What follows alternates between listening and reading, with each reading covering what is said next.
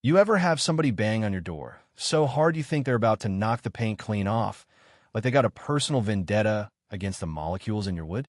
Yeah, that was my very first morning in my brand new house, standing there in sweatpants, holding a screwdriver in one hand and half-assembled IKEA furniture in the other, when I opened up and found Beverly Trent, president of the Willowcrest HOA, just about ready to pop a blood vessel on my porch. She had a name tag that screamed authority and an attitude that said she thought she invented the concept of property lines, clipboard, Chris Polo, and a 3-page eviction packet she tried to shove into my chest like she was serving a warrant. Per Section 3.1 of the Willowcrest Covenants, she snapped, "You're in violation and must vacate this home immediately." I just blinked. I'd moved in yesterday. Illegally, she added, like that made sense. So I glanced past her, down the driveway, at the street sign, big, bold, Cedar Ridge Lane, unincorporated county, because my house, folks, sits about 3 feet outside the manicured utopia that is Willowcrest. There's even a brick monument and a thank you for visiting our community sign. My place is literally on the other side. You know this isn't part of your HOA, right? That's literally the line. I try to sound polite. Beverly's nostrils flared. When you left Willowcrest, you signed a non-compete with our aesthetic. This lot is immediately adjacent. You're contaminating our view. The board has voted. You need to leave. I laughed. I couldn't help it. That's not how any of this works. She leaned in, ice in her eyes. We'll see what the county thinks when we explain your unsafe, unpermitted construction. That's when I set the screwdriver down, whipped out my phone, and scrolled to Jules, county building inspector, also known as Sanity. "Funny you mentioned the county," I said, "because you're about to meet my new friend." See, before all this, I was the textbook good neighbor. Early 30s, software engineer, paid my dues, mowed my lawn, never parked on the street. Hell, if I'd ever filled out that dumb survey about favorite mulch, I'd probably be in the HOA newsletter as model resident. My first house was right there in Willowcrest Meadows, the master-planned, cookie-cutter community where you can't so much as hang a wind chime without approval. For 3 years, I played along, worked, grilled, kept my head down. Then came Beverly, our very first run-in. She knocked on my door holding a glossy photo of my driveway. You can't have a red tool chest visible from the street. That's industrial. So like a sucker, I moved it inside. Then a warning about my welcome mat. It has words, Marcus. Next, an email about my pumpkins, 3 max, I had 5. A notice because my recycling bin lid didn't close on a windy trash day. The final straw? A friendly reminder taped to my windshield in the rain because I'd parked too close to my own mailbox. That's when I started reading my closing documents real close. Turned out my lot wasn't the only option. Just outside Willowcrest, literally a stone's throw, a little strip of land had never been annexed. County plat showed it clear as day, a tiny, unclaimed island. 2 months, one very caffeinated realtor, and a moving truck later, I was the proud owner of a brand new build on the freedom side of the line. Same view, same schools, 0 HOA. When the truck rolled past the Willowcrest monument, Beverly was out walking her dog. She watched my stuff sail by like a queen watching her favorite subject defect to a rival kingdom. By the time my bed was set up, she decided if she couldn't keep me in the HOA, she'd just expand the HOA to me. The next day, I found a Willowcrest welcome packet on my porch, covenants, due schedule, a handwritten note. As an adjacent property, you are expected to maintain Willowcrest standards. President Trent. I tossed it in the recycling. The day after, another envelope, notice of noncompliance. Violation. Unauthorized exterior paint color. Please submit a swatch or repaint your front door willow white within 14 days. My door was slate gray, basically invisible. I mailed it back with a sticky note. Not in your HOA. Please stop littering. That didn't de-escalate a thing. Within a week, Beverly started walking her dog right along my property line, glaring at my yard like she was inspecting radioactive waste. She was spotted photographing my fence from the walking trail. The next Willowcrest newsletter called out nearby properties refusing to uphold community values, and, you guessed it, featured a zoom of my unfinished deck. Then came the anonymous county complaints, unsafe construction.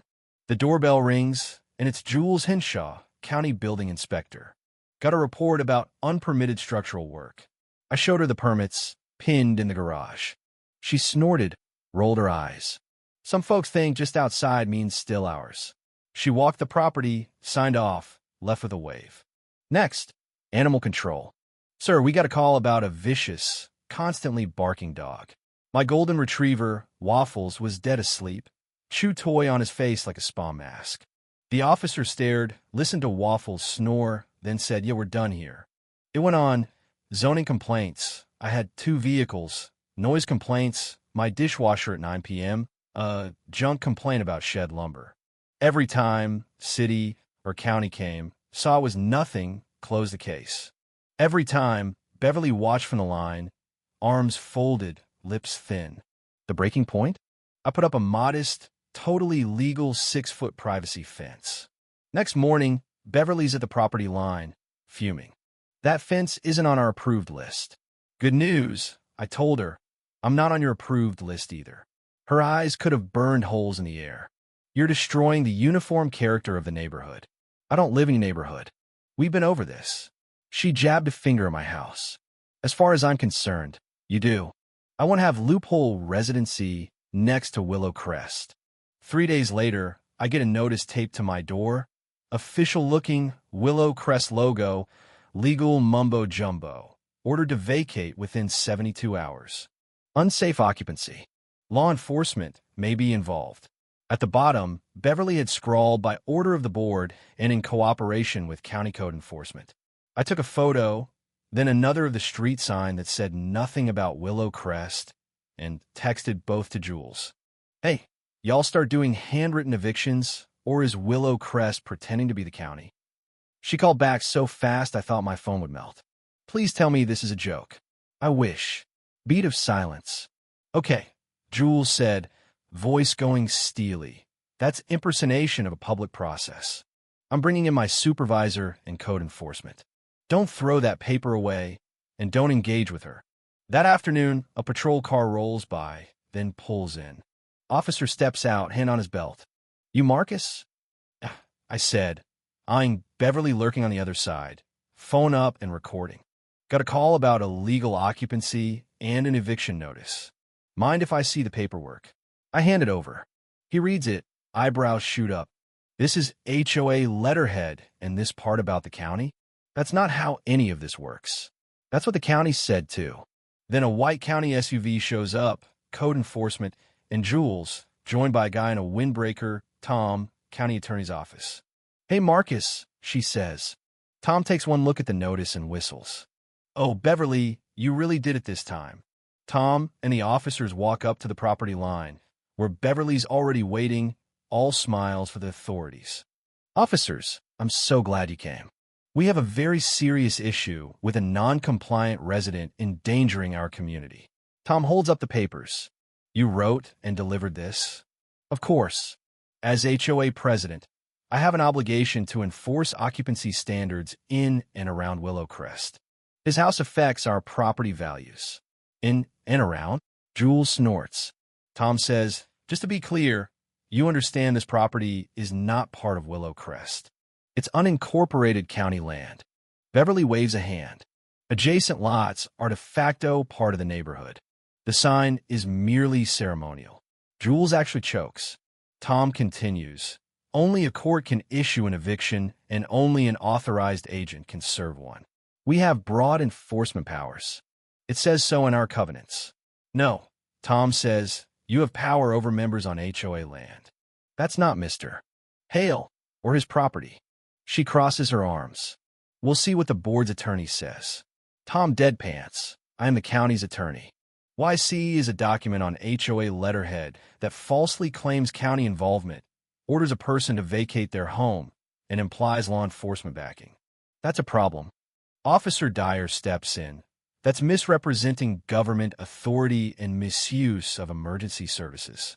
Beverly's mask slips. I was just doing my duty. That house is an eyesore. Your duty doesn't include slapping my department's name on your tantrum. Jules fires back. We deal with real safety issues, not your aesthetic feelings. Tom flips, to a log of complaints. 9 calls about this address, all unfounded. They were not unfounded. That dog barked at me. Once, when you stepped in his yard to take pictures of his deck, I point out. Officer Dyer raises his brows. She trespassed? On camera. Sure did. Now, Beverly's getting high-pitched. This is harassment. You're ganging up on a volunteer. Tom shuts his folder. You impersonated county authority and try to force someone out of their home. That's abuse of power. Here's what's going to happen. Cease all contact. No more notices. No county language.